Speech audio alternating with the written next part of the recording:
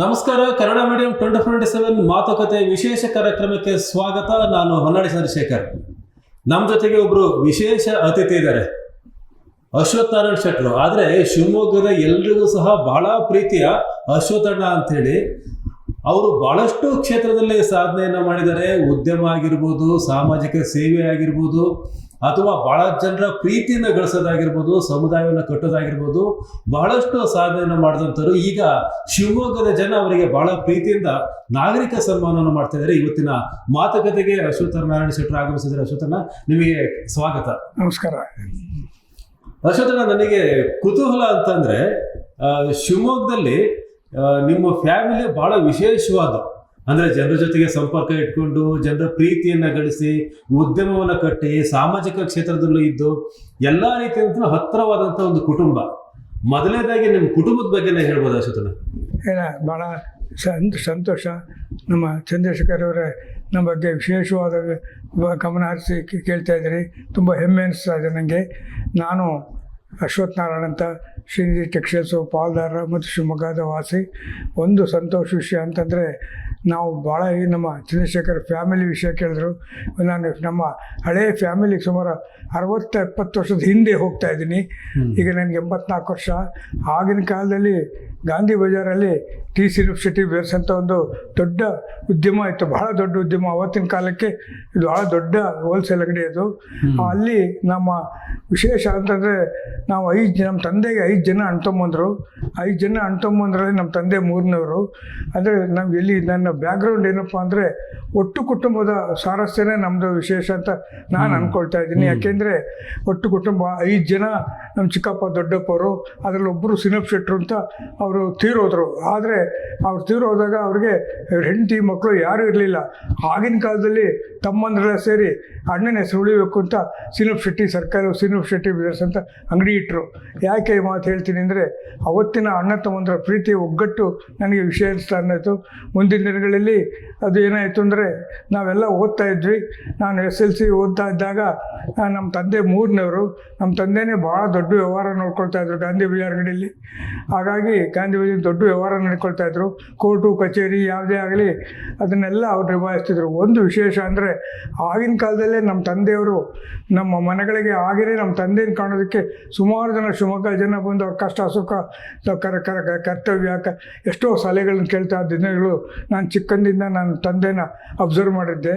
ನಮ್ಮ ತಂದೆಯವರು ಒಂದು ಸಾರಿ ಮಹಾವೀರ್ ಸರ್ಕಲಲ್ಲಿ ಅನಿರೀಕ್ಷಿತವಾಗಿ ಇದು ಆಕ್ಸಿಡೆಂಟಲ್ಲಿ ಮೊಬೈಲ್ ಗ್ಯಾಸ್ ಕಂಪ್ನಿಯ ಲಾರಿಗೆ ನಮ್ಮ ತಂದೆ ಆಕ್ಸಿಡೆಂಟಲ್ಲಿ ಸ್ಪಾಟ್ ಡೆತ್ ಆಗಿಬಿಟ್ರು. ಆಗಿನ್ನೂ ನಾನು ಮೈನರ್ ಇವಾಗ.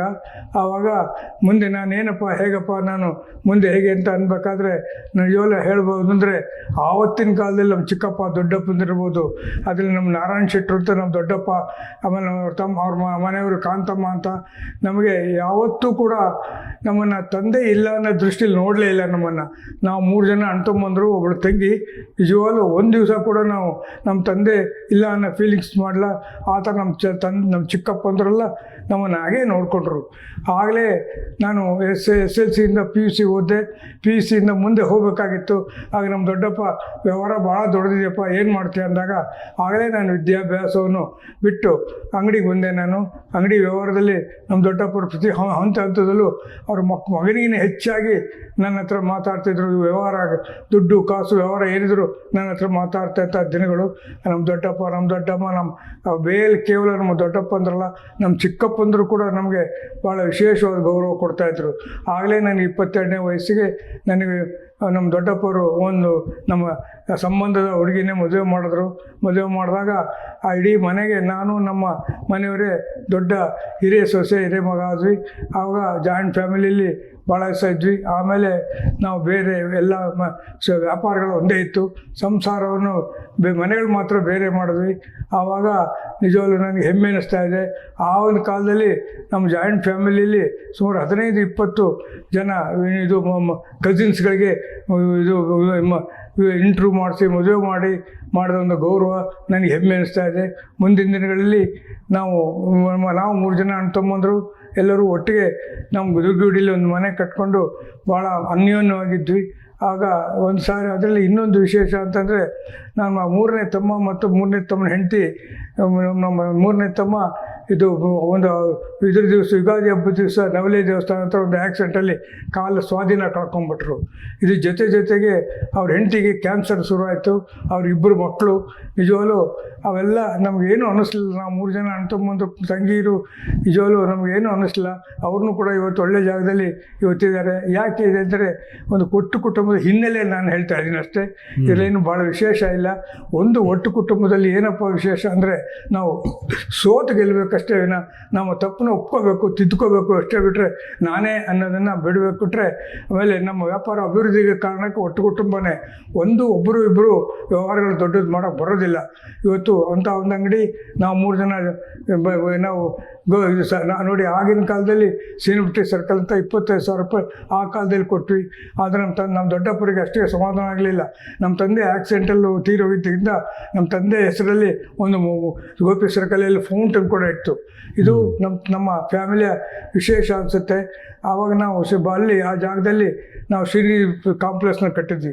ಅಲ್ಲಿ ನೀವೆಲ್ಲ ಗೊತ್ತಿರ್ಬೋದು, ಗೋಪಿ ಹೋಟ್ಲ್ ಅಂತ ಒಂದು ಫೇಮಸ್ ಹೋಟ್ಲಿತ್ತು.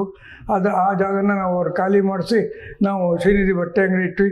ನಮ್ಮ ಶ್ರೀನಿಧಿ ಬಟ್ಟೆ ಅಂಗಡಿಗೆ ಏನಪ್ಪ ಅಂದರೆ ನಮಗೆ ತುಮಕೂರ ಬೀಗರೆ ಸಹಾಯ ಕಟ್ಟ ಒಂದು ನಮ್ಮ ಫ್ಯಾಮಿಲಿ ವಿಶೇಷ ಅಂತಂದರೆ ನನಗೆ ತುಂಬ ಹೆಮ್ಮೆ ಅನಿಸುತ್ತೆ. ಮೊದಲಾಗಿ ನನ್ನ ಹೆಂಡತಿ ನಮ್ಮ ಕೋಆಪ್ರೇಷನ್ ಸಹಕಾರ ಕೊಟ್ಟಿದ್ದರಿಂದ ನಾವು ಏನಾರು ಬೆಳೆಯೋಕ್ಕೆ ಕಾರಣ. ಜೊತೆಗೆ ನಮ್ಮ ತಮ್ಮಂದರು, ನಿಜವಾಗ್ಲೂ ನಮ್ಮ ತಮ್ಮಂದ್ರನ್ನ ಮಾಣಿಕ್ಯ ಅಂತ ಹೇಳಿದ್ರೆ ತಪ್ಪಾಗಲಾರ್ದು. ನಮ್ಮ ಅಣ್ಣನ ಅತ್ತಿಗೆನ ಅದೇ ರೀತಿ ನಮ್ಮನ್ನೆಲ್ಲ ನೋಡ್ಕೊಂಬಂದರು. ನಿಜವಾಗ್ಲೂ ಸಂತೋಷ ಆಗುತ್ತೆ. ಅಲ್ಲೂ ಕೂಡ ನಮ್ಮ ಹಳೆಯ ನಮ್ಮ ಚಿಕ್ಕಪ್ಪಂದ್ರು ಕಲಿಸಿದ ಪಾಠವನ್ನು ಒಗ್ಗಟ್ಟಾಗಿ ಭಾಳ ದಿವಸ ನಮ್ಗೆ ಇದು ದುರ್ಗಿಡಿ ಮನೆಗಳಲ್ಲಿ ಭಾಳ ಅನ್ಯೋನ್ಯವಾಗಿದ್ದು.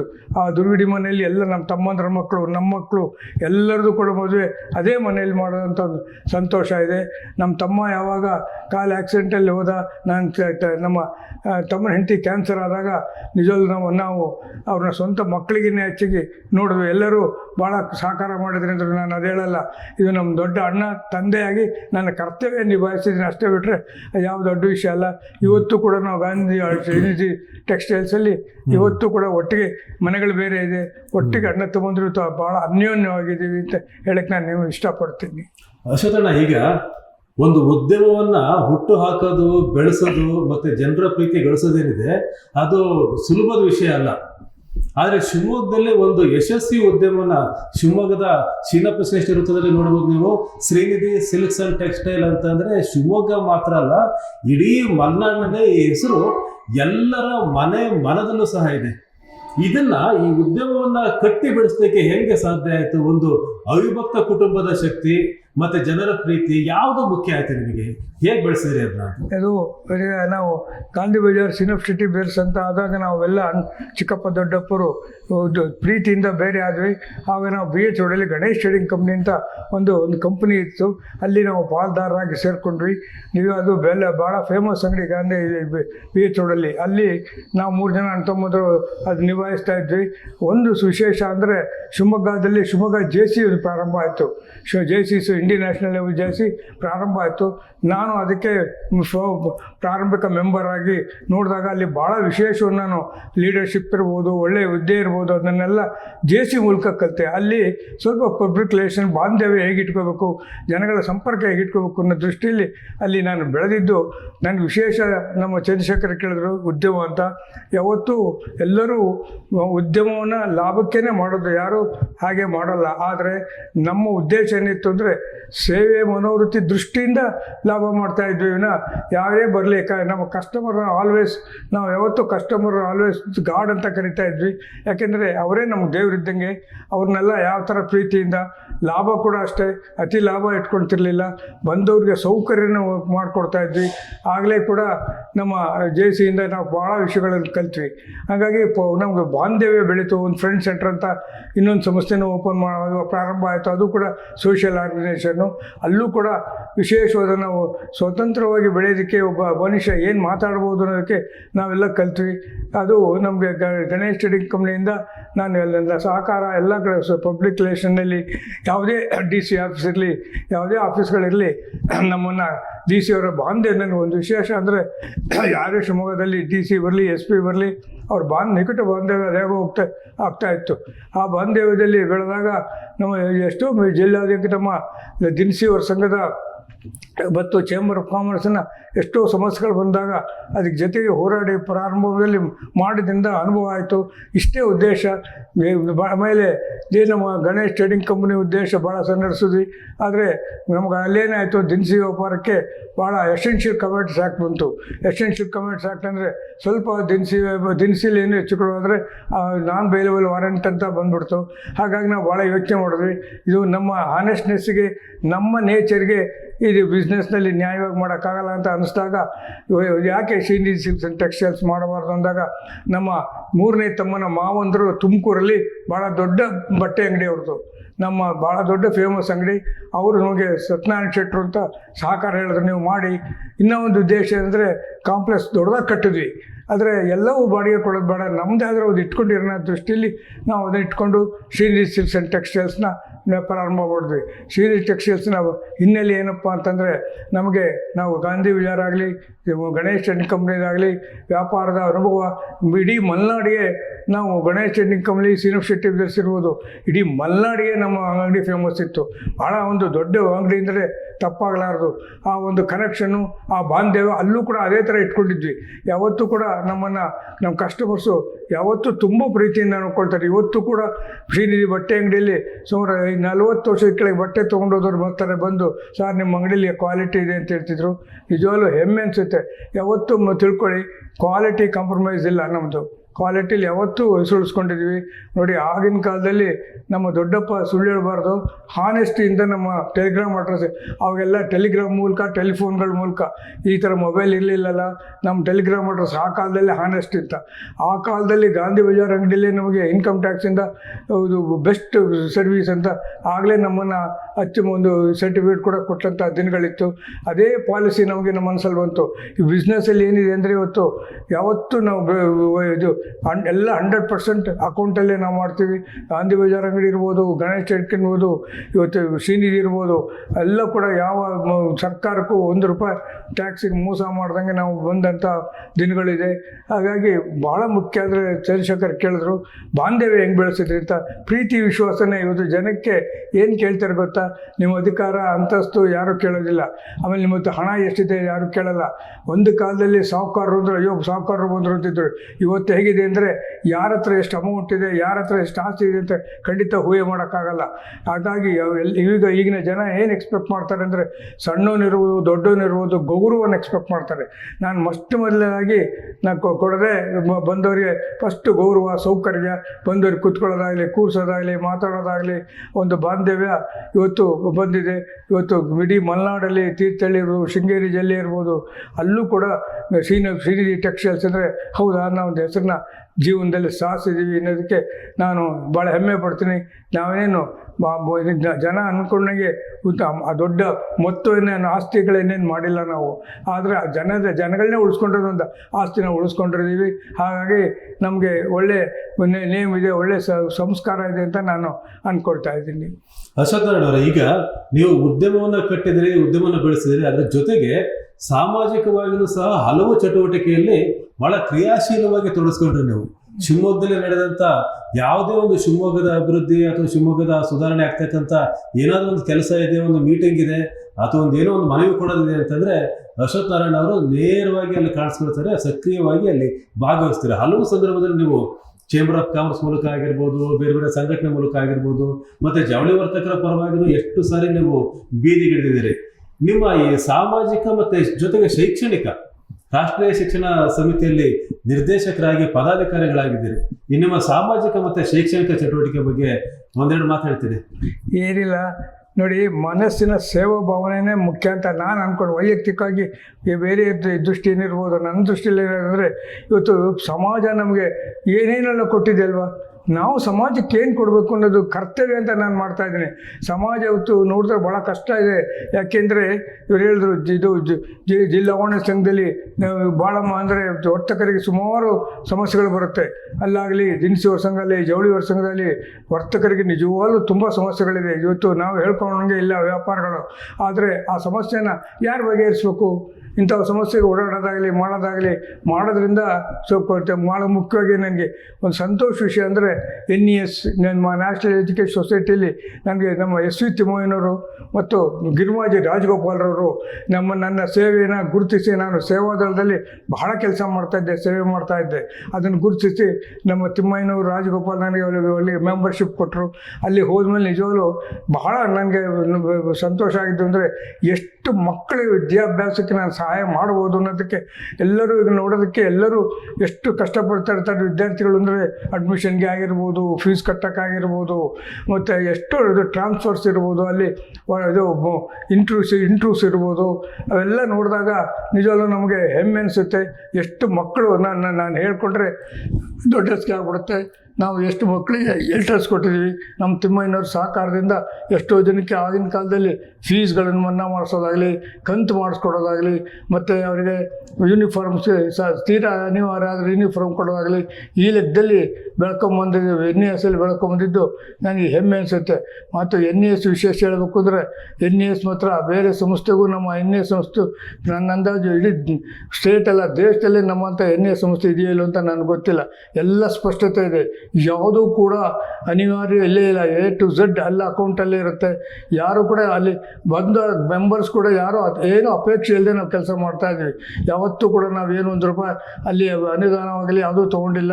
ಮತ್ತು ನಮಗೆ ಏನಪ್ಪ, ನಿಮಗೆ ಸೀಟ್ ಇಷ್ಟು ಅಲಾಟ್ ಆಗಿದೆ, ನೀವು 10 ಸೀಟ್, ನಿಮಗೆ 2 ಸೀಟು, ನಮ್ಮ NES ವಿಶೇಷ ಅದು ಕೂಡ ಇಲ್ಲ, ನೋ ಅಲಾಟ್ಮೆಂಟು. ಈ ಥರ ಒಂದು ಬೆಳೆದಂಥ ಅಲ್ಲಿ ಸೇವೆ ಮಾಡೋಕ್ಕೆ ಭಾಳ ಅವಕಾಶ ಸಿಗ್ತು ನನಗೆ. ನಿಜವಾಗ್ಲೂ ಅಂಥ ಒಂದು ದೊಡ್ಡ ಸಂಸ್ಥೆಯಲ್ಲಿ ಇವತ್ತು ನಾವು ಸುಮಾರು ಕೋಟಿಗಟ್ಟಲೆ ಸಂಬಳಗಳನ್ನು ನಾವು ಕೊಡ್ತಾ ಇರೋಂಥ ಸಂಸ್ಥೆ. ನನಗೆ ಸುಮಾರು 10 ವರ್ಷ ಟ್ರೆಸರರ್ ಆಗಿ, 10 ವರ್ಷ ವೈಸ್ ಪ್ರೆಸಿಡೆಂಟ್ ಆಗಿ ನಾನು ಸೇವೆ ಮಾಡ್ತಾ ಇರೋದು ಹೆಮ್ಮೆ ಅನಿಸುತ್ತೆ. ಜೊತೆಗೆ ನಮ್ಗೆ ಇನ್ನೂ ಒಂದು ವಿಶೇಷ ಅಂತಂದರೆ, ಆಮೇಲೆ ಇದು ಒಂದಾಯಿತು, ನಮ್ಮ ಸಮಾಜದಲ್ಲಿ ಎಷ್ಟೋ ಜನ ಪ್ರತಿಭೆಗಳಿರುತ್ತೆ. ಆ ಪ್ರತಿಭೆಗಳಿಗೆ ಅವಾರ್ಡ್ ಬಂದಿರುತ್ತೆ. ಅದಕ್ಕೆ ನಾವು ಏನು ಮಾಡ್ತಿದ್ವಿ ಅಂದರೆ, ನಾವು ಪೇಪರ್ ಓದ್ತಿರ್ತೀವಲ್ಲ, ನಾವು ಮೊದಲು ತಮ್ಮ ವೆಂಕಟೇಶ್ ಮೂರ್ತಿ ಬಹಳ ಮುಖ್ಯ. ಅವನು ಪ್ರತಿಯೊಂದು ಪೇಪರ್ನ ಅಕ್ಷರನೂ ಓದ್ತಾನೆ. ಅವನು ಎಲ್ಲ ಐಡೆಂಟಿಫೈ ಮಾಡಿ, ಫೋನ್ ಮಾಡಿ ಅವ್ರ ನಂಬರ್ಗಳು ತೊಗೊಂಬಂದು ಅವ್ರಿಗೊಂದು ಗೌರವ ಸಲ್ಲಿಸ್ತಾ ಇದ್ವಿ. ಅಷ್ಟೇ ವಿನ ಅದು ನನಗೇನದು ಭಾಳ ವಿಶೇಷ ಅನ್ನಿಸ್ತಾ ಇಲ್ಲ. ಯಾಕೆಂದರೆ ನಮ್ಮ ಜನನ ಇವತ್ತು ಪ್ರತಿಭೆಯನ್ನು ಗುರುತಿಸ್ತಾರೆ. ಏನಾಗುತ್ತೆ ಅಂದರೆ ಹೆಮ್ಮೆ ಅಲ್ಲ, ಅವರು ಮತ್ತೆ ಮುಂದೆ ಬೆಳೆಯೋದಕ್ಕೆ ಒಂದು ಉತ್ತೇಜನ ಇರುತ್ತೆ ಅನ್ನೋ ದೃಷ್ಟಿಯಲ್ಲಿ ಇವತ್ತು ಭಾಳ ಸಾರಾಧಾರವಾಗಿ ಶ್ರೀನಿಧಿಯೆಲ್ಲ ಕೆಲಸ ಮಾಡ್ಕೊಂಬರ್ತಾ ಇದ್ದೀವಿ. ಅದು ಹೆಮ್ಮೆ ಅನಿಸುತ್ತೆ. ಅಲ್ಲಾಗಲಿ ಒಂದು ಕಾಲದಲ್ಲಿ ನಮಗೆ ಜಿಲ್ಲಾಧಿಕಾರಿಗಳ ಸಂಪರ್ಕ ತುಂಬ ಇದ್ದಿದ್ದರಿಂದ ಶಿವಮೊಗ್ಗದಲ್ಲಿ ಯಾವುದೇ ದೊಡ್ಡ ಕಾರ್ಯಗಳಾಗಲಿ ಜಿಲ್ಲಾಧಿಕಾರಿಯಿಂದ ಸ್ಪೋರ್ಟ್ಸ್ ಇರ್ಬೋದು, ಇನ್ನೊಂದಿರ್ಬೋದು, ಅವಾಗ ಊಟ ವ್ಯವಸ್ಥೆ ಮಾಡಬೇಕು ಅಂತಂದರೆ ಅವಾಗ ಜಿಲ್ಲಾಧಿಕಾರಿಗಳು ನಮ್ಮನ್ನೆಲ್ಲ ಕರೆದು, ನೋಡಿಯಪ್ಪ ಇವೆಲ್ಲ ವ್ಯವಸ್ಥೆ ಮಾಡಿರ್ತಿದ್ರು. ಆಗಿನ ಕಾಲದಲ್ಲಿ ನಮ್ಮ ರೇವಳಪ್ಪ ಇರ್ಬೋದು, ನವಾನ್ ಇರ್ಬೋದು, ನಮ್ಮ MC ಮಹೇಶ್ವರಪ್ಪ ಇರ್ಬೋದು, ಅವರೆಲ್ಲ ಸೇರಿ ನಮ್ಮ ಜವಾಬ್ದಾರಿಗಳು ತೊಗೊಂಡು ಒಂದು ಊಟದ ವ್ಯವಸ್ಥೆ ಆಗಲಿ, ಇನ್ನೊಂದಕ್ಕಾಗಲಿ ಅದು ನನಗೆ ಏನೋ ರಕ್ತಗತವಾಗಿ ಬಂದಿರ್ಬೋದೇನೋ, ಆ ಥರನೇ ಬೆಳ್ಕೊಂಬಂದಿದ್ದೀನಿ.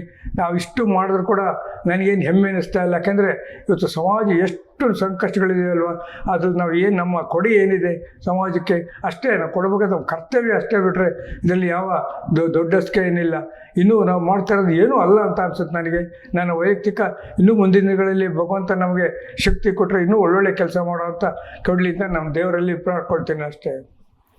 ಬಹಳ ವಿಶೇಷ ಅಂದರೆ ಶ್ರೀನಿಧಿ ಸಿಲ್ಕ್ಸ್ ಆ್ಯಂಡ್ ಟೆಕ್ಸ್ಟೈಲ್ ಕೇವಲ ಅಂಗಡಿಯಾಗಿಲ್ಲ, ಅದು ಶಿವಮೊಗ್ಗ ಸುತ್ತಮುತ್ತ ಯಾರಾದರೂ ಒಂದು ಪ್ರತಿಭೆಯನ್ನು ಗುರುತಿಸಿದ್ರೆ, ಯಾರಾದರೂ ಒಂದು ಸಾಧನೆಯನ್ನು ಮಾಡಿದರೆ ಅದನ್ನು ಗುರುತಿಸಿ ಅಶ್ವಥಣ್ಣ ಅವರು ಮತ್ತು ಇಡೀ ಶ್ರೀನಿಧಿ ಕುಟುಂಬ ಏನಿದೆ ಅವ್ರನ್ನ ಕರೆಸಿ ಅವರೇ ಐಡೆಂಟಿಫೈ ಮಾಡಿ ಸನ್ಮಾನ ಮಾಡ್ತಕ್ಕಂಥ ಕೆಲಸವನ್ನು, ಅವ್ರನ್ನ ಗುರುತಿಸ್ತಕ್ಕಂಥ ಕೆಲಸವನ್ನು ನಿರಂತರವಾಗಿ ಮಾಡ್ತಾ ಬಂದರೆ ಇದುವರೆಗೂ ಒಂದು 1000 ಜನಕ್ಕೆ ಅವರು ಆ ರೀತಿ ಗುರುತಿಸಿ ಸನ್ಮಾನವನ್ನು ಮಾಡಿರ್ಬೋದು. ಆದರೆ ಈಗ ಶಿವಮೊಗ್ಗದ ಜನ ಅಶ್ವಥ್ ನಾರಾಯಣ ಅವರಿಗೆ ನಾಗರಿಕ ಸನ್ಮಾನವನ್ನು ಮಾಡ್ತಿದ್ದಾರೆ. ಶಿವಮೊಗ್ಗದ ಎಲ್ಲ ಸಂಘ ಸಂಸ್ಥೆಗಳು ಸೇರಿ ಅಶ್ವಥ್ ನಾರಾಯಣ ಅವರಿಗೆ ಸನ್ಮಾನ ಮಾಡಲಿಕ್ಕೆ ಮುಂದಾಗಿದ್ದಾರೆ. ಈ ನಾಗರಿಕ ಸನ್ಮಾನವನ್ನು ಶಿವಮೊಗ್ಗದ ಜನತೆ ನಿಮಗೆ ಮಾಡ್ತಿರೋ ಸಂದರ್ಭದಲ್ಲಿ ನಿಮಗೇನು ಅನ್ನಿಸ್ತಾ ಇದೆ? ಅಲ್ಲ ಏನು ವಿಶೇಷ ಅಂತ ಅನ್ನಿಸ್ತಿಲ್ಲ. ಆದರೆ ಒಂದು ನಮ್ಮ ಸೇವೆಯನ್ನು ಗುರುತಿಸಿದ್ರಲ್ಲ ಜನ, ಅದು ಸಂತೋಷ. ಆದರೆ ಒಂದು ನನಗೆ ಹೆಮ್ಮೆ ಅನಿಸುತ್ತೆ, ನಮ್ಮ ಚಂದ್ರಶೇಖರ್ ಹೇಳ್ದಂಗೆ ಏನು ಗೊತ್ತಿಲ್ಲ, ಎಲ್ಲರೂ ಕೂಡ ನನಗೆ ಪ್ರೀತಿಯಿಂದ ಅಶ್ವತ್ಥಣ್ಣ ಅಂತ ಕರೆಯೋದೊಂದಾಗಲಿ, ನಾನು ಎಲ್ಲೇ ಹೋಗಲಿ, ಯಾವುದೇ ಕಾರ್ಯಕ್ರಮ ಹೋಗಲಿ, ಲೇಟ್ ಆದರೂ ಚಿಂತಿಲ್ಲ, ನಾನು ಮುಂದೆ ಕರೆಸಿ ಕೂರಿಸಿ ನಾನು ಗೌರವ ಕೊಡ್ತಾರೆ. ಅದಕ್ಕಿಂತ ಹೆಮ್ಮೆ ಇನ್ನೇನು ಬೇಕು ಹೇಳಿ. ಜೀವನದಲ್ಲಿ ನಮ್ಮ ಸಾರ್ಥಕ ಇನ್ನೇನಿದೆ. ಇವತ್ತು ನಾನು ಅಪೇಕ್ಷೆ ಪಟ್ಟಿರಲಿಲ್ಲ. ಇವತ್ತು ನಮ್ಮ ಸನ್ಮಾನ, ನಾಗರಿಕ ಸನ್ಮಾನ ಆಗುತ್ತೆ ಅಂತ ನಾನು ಯಾವತ್ತೂ ಒಬ್ಬರು ಕಂಡಿರಲಿಲ್ಲ. ಬಹಳ ಜನಗಳ ಬಾಯಲ್ಲಿತ್ತು, ಹಣ ಯಾರ್ಯಾರಿಗೋ ಮಾಡ್ತೀರಿ. ಒಂದು ವಿಶೇಷ ಅಂದರೆ ನಾನು ನಮ್ಮ ತಿಮ್ಮಯ್ಯ ಆಗಿರ್ಬೋದು, ಎಲ್ಲ ಸೇರಿ ಸುಮಾರು ಜನಕ್ಕೆ ನಾವು ಅಭಿನಂದನೆ ಮಾಡಿರೋದು ನಿದರ್ಶನಗಳಿದೆ. ಹೇಳಿದ್ರೆ ಪಟ್ಟಿ ದೊಡ್ಡದಾಗತ್ತೆ. ಅದೇ ಒಂದು ಬೆಳವಣಿಗೆಲೋ ಏನೋ ನನಗೊಂದು ಅವಕಾಶ ಸಿಗುತ್ತೆ ಅಂತ ನಾನು ಅಂದ್ಕೊಳ್ಳಿಲ್ಲ. ನಿಜವಾಗ್ಲೂ ನನಗೆ ಜೀವನದಲ್ಲಿ ನಾನು ಸಾರ್ಥಕ ಆದ ಅಂತ ತಿಳ್ಕೊಳ್ತೀನಿ ಅಷ್ಟೇ ವಿನ ಇದರಲ್ಲೇನು ದೊಡ್ಡಸ್ತಿಗೆ ಏನಿಲ್ಲ ನಿಜವಾಗ್ಲೂ. ಆದರೆ ಒಂದು ಏನಪ್ಪ ಅಂತಂದರೆ, ಈ ಥರ ಸನ್ಮಾನಗಳು ಗೌರವಿಸೋದ್ರಿಂದ ಬೇರೆಯವ್ರಿಗೂ ಕೂಡ ಉತ್ತೇಜನ ಸಿಗುತ್ತೆ. ಇಲ್ಲ ನಾವು ಅಷ್ಟೊತ್ತು ಅಷ್ಟು ಮಾಡ್ತಾರಲ್ಲ, ನಾವು ಯಾಕೆ ಮಾಡಬಾರ್ದು ಅನ್ನೋ ದೃಷ್ಟಿಲಿ ಬರಿಬೋದು. ಇವತ್ತು ಸಮಾಜಕ್ಕೆ ನಾವು ಮಾಡೋ ಸೇವೆ ಭಾಳ ಇದೆ. ಸೇವೆ ಅಂದರೆ ಒಂದು ವಿದ್ಯಾಕ್ಷೇತ್ರ ಇರ್ಬೋದು, ನೀವು ಯಾವ ಕ್ಷೇತ್ರದಲ್ಲಿ ಆಗಲಿ. ನಿಜವಾಗ್ಲೂ ಚಂದ್ರಶೇಖರ್ ಹೇಳ್ದಂಗೆ, ನೀವು ನಂಬ್ತಿರೋ ಇಲ್ಲೋ, ನಾನು ಅಂಗಡಿಗೆ ಬರೋಕ್ಕೆ ಮುಂಚೆ ನಾನು ಹಂಗೆ ಮನೆಯಿಂದ ಅಂಗಡಿಗೆ ಬರೋಷ್ಟೊತ್ತಿಗೆ ಒಬ್ಬರಲ್ಲ ಇಬ್ಬರು ಕಾಯ್ತಾನೆ ಇರ್ತಾರೆ, ಯಾವುದಾದ್ರು ಉದ್ದೇಶಕ್ಕೆ ಕಾಯ್ತಾನೆ ಇರ್ತಾರೆ. ಯಾವುದೇ ಸಮಸ್ಯೆ ಇರ್ಬೋದು ಬರ್ತಾರೆ. ನಮಗೆ ತೋರಿಸಿದಷ್ಟು ನಿಸ್ಪೃಹತೆಯಿಂದ, ಯಾವ ಫಲಾಪೇಕ್ಷೆ ಇಲ್ಲದೆ ನಾವು ಮಾಡೋದ್ರಿಂದ ದೇವರು ನನಗೆ 100ಕ್ಕೆ 90% ನನಗೆ ಯಾರು ನನ್ನ ಹತ್ರ ಬರ್ತಾರೋ ಅವರಿಗೆ 90 ಜನಕ್ಕೆ ಸಿಕ್ಕಿದೆ ಅವಕಾಶ ಮಾಡೋಂಥ ಶಕ್ತಿನೂ ದೇವ್ರು ನನಗೆ ಕೊಟ್ಟಿದ್ದಾನೆ. ಮುಂದೂ ಕೂಡ ನಾನು ದೇವ್ರಿಗೆ ಏನು ಹೇಳ್ತೀನಿ ಅಂದರೆ, ನಮಗೆ ಮುಂದಿನ ದಿನಗಳಲ್ಲೂ ಕೂಡ ದೇವ್ರಿಗೆ ಯಾರು ನಮ್ಮ ಕಷ್ಟ ಅಂತ ಬರ್ತಾರೋ ಬರಲಿ, ಆದರೆ ಅದನ್ನು ಪರಿಹಾರ ಅಂತ ಮಾಡೋ ಶಕ್ತಿ ಕೊಡಪ್ಪ ಅಂತ ನಾನು ದೇವ್ರನ್ನ ಕೇಳ್ತೀನಿ. ಬೇರೆ ಏನೂ ಕೇಳಲ್ಲ. ನನಗೋಸ್ಕರ ನಾನು ಯಾವತ್ತೂ ದೇವ್ರನ್ನ ಕೇಳಿಲ್ಲ. ಅಷ್ಟೇ ಸಂತೋಷ ವಿಷಯ ಅಂತ ನಾನು ಹೇಳೋಕ್ಕೆ ಇಷ್ಟಪಡ್ತೀನಿ. ಕೊನೆಯದಾಗಿ ಒಂದು ಮುಖ್ಯವಾಗಿ ಸಂತೋಷ ವಿಷಯ ಹೇಳೋಕ್ಕೆ ಇಷ್ಟಪಡ್ತೀನಿ. ಇಷ್ಟೆಲ್ಲ ನನ್ನ ಅಭಿವೃದ್ಧಿ, ವೈಯಕ್ತಿಕ ಇರ್ಬೋದು, ಜೀವನ ಇರ್ಬೋದು, ಎಲ್ಲ ಕಾರಣ ಯಾರೂ ಅಲ್ಲ, ನಮ್ಮ ಒಟ್ಟು ಕುಟುಂಬದ ಒಂದು ಭಾವನೆ ಆಸ್ತಿನಿ ಅಂತ ನಾನು ಹೇಳ್ತೀನಿ. ಯಾಕೆಂದರೆ ನಮ್ಮ ಮನೆಯವರಿರ್ಬೋದು, ನಮ್ಮ ಅಣ್ಣ ತಮ್ಮಂದಿರಿರ್ಬೋದು, ಕೇವಲ ನಮ್ಮ ಅಣ್ಣ ತಮ್ಮಂದ್ರಲ್ಲ, ನಮ್ಮ ತಮ್ಮಂದ್ರ ಹೆಂಗಸರು ಕೂಡ ಜಾಯಿಂಟ್ ಫ್ಯಾಮಿಲಿ ಬಂದವರು. ನಮ್ಮ ಮನೆಯವರೇ ಆಗಲಿ, ನನ್ನ ತಮ್ಮನ ಹೆಂಡತಿ ನನ್ನ ಮನೆಯವರು ಬೆಂಗಳೂರು ಇರ್ಬೋದು, ನನ್ನ ತಮ್ಮ ಚಿಕ್ಕಮಗಳೂರು, ತುಮಕೂರು, ಎಲ್ಲರೂ ಕೂಡ ಜಾಯಿಂಟ್ ಫ್ಯಾಮಿಲಿಯಿಂದ ಬಂದಂಥ ಸದಸ್ಯರು. ಅವರು ಕೂಡ ಅವರೆಲ್ಲ ಸಹಕಾರ, ಅವ್ರದ್ದೆಲ್ಲ ಪ್ರೀತಿ, ವಿಶ್ವಾಸ ಮತ್ತು ನನ್ನ ತಮ್ಮರ ವಿಶ್ವಾಸ, ಇದೇ ನನಗೆ ಮುಖ್ಯ ಕಾರಣ. ನಾನು ಇಷ್ಟು ಬೆಳೆಯೋದಕ್ಕೆ, ಸಮಾಜದಲ್ಲಿ ಕ್ಷೇತ್ರ ತಗೊಳ್ಳೋದಕ್ಕೆ ಅವರೇ ಕಾರಣ ಅಂತಂದರೆ ನಾನು ಹೆಮ್ಮೆಯಿಂದ ಹೇಳ್ಕೊಳ್ಳೋಕೆ ಇಷ್ಟಪಡ್ತೀನಿ. ಇದು ಅಶ್ವತ್ಥಣ್ಣ ಅಂತಂದರೆ ಎಲ್ಲರ ಪ್ರೀತಿಯನ್ನು ಗಳಿಸಿದಂಥ ಅಶ್ವತ್ಥಣ್ಣ ಅವರಿಗೆ ಇದೇ ಜೂನ್ 13ನೇ ತಾರೀಕು ಶಿವಮೊಗ್ಗದ ಕುವೆಂಪು ರಂಗಮಂದಿರದಲ್ಲಿ ಸಂಜೆ ಶಿವಮೊಗ್ಗದ ಎಲ್ಲ ನಾಗರಿಕರ ಪರವಾಗಿ ಸನ್ಮಾನ ಕಾರ್ಯಕ್ರಮ ನಡೀತಾ ಇದೆ. ಎಲ್ಲರೂ ಬನ್ನಿ, ಅಭಿನಂದಿಸೋಣ ಅವರಿಗೆ. ಅಶ್ವತ್ಥಣ್ಣ ಇಷ್ಟೊತ್ತರೆಗೂ ಭಾಳ ಮುಕ್ತವಾಗಿ ನೀವು ನಮ್ಮ ಜೊತೆ ಮಾತಾಡಿದ್ರಿ, ನಿಮ್ಮ ಜೀವನದ ಹಲವು ಅನುಭವನ ಹಂಚ್ಕೊಂಡ್ರಿ. ನಿಮಗೆ ಅಭಿನಂದನೆಗಳು.